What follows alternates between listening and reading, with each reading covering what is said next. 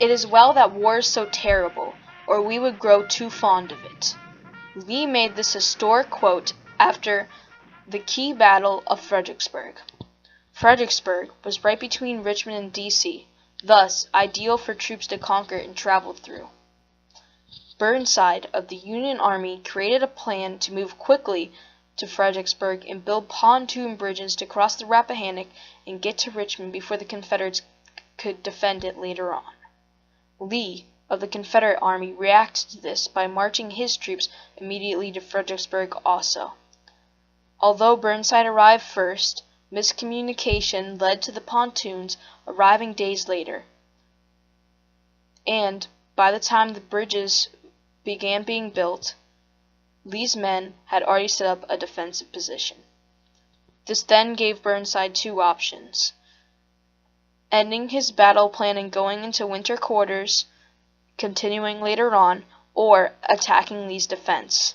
As seen a few days later, he chose to attack.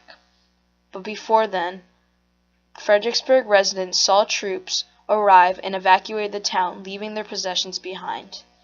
This led to the Union soldiers to pillage the town and destroy possessions, making the Confederates angrier.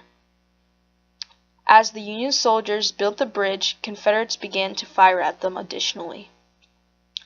This tension led to the battle finally beginning on December 11, 1862. It was fought in two main places.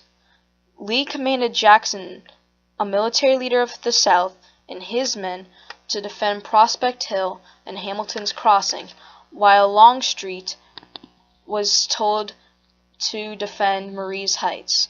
Burnside told Franklin to attack Jackson and sent Hooker and Sumner to attack Marye's Heights. At first, Meade, who was under Franklin, was winning, and his men had the opportunity to strike.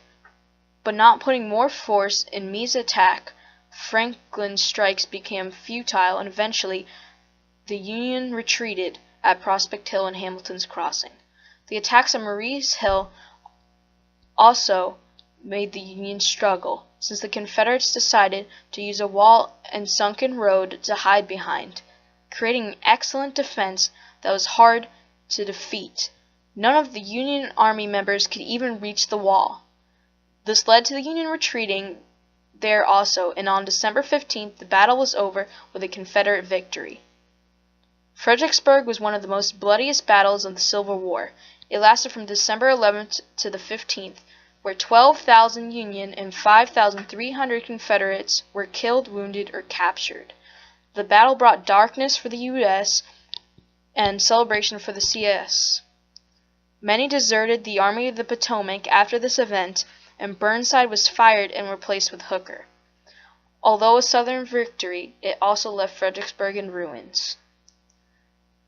This battle is important to learn for multiple reasons. First of all, had Burnside won the battle, he may have had the opportunity to reach Richmond sooner, thus ending the war earlier.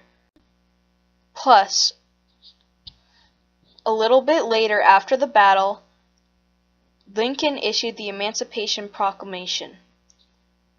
Many slaves living in Fredericksburg saw the Union arrival as a key to freedom during that battle. And with the proclamation, the United States was now supporting free slaves, and Lincoln knew that this proclamation couldn't be reenacted without winning battles, thus changing leadership and strategy. This battle revealed the growing intensities of the war and how it affected more than just soldiers. War leadership and tactics were learned from this battle, such as how sunken road and the wall were trench-like warfare that was used later on in World War I. It is important to learn from the mistakes of history so that the low points in history won't be repeated.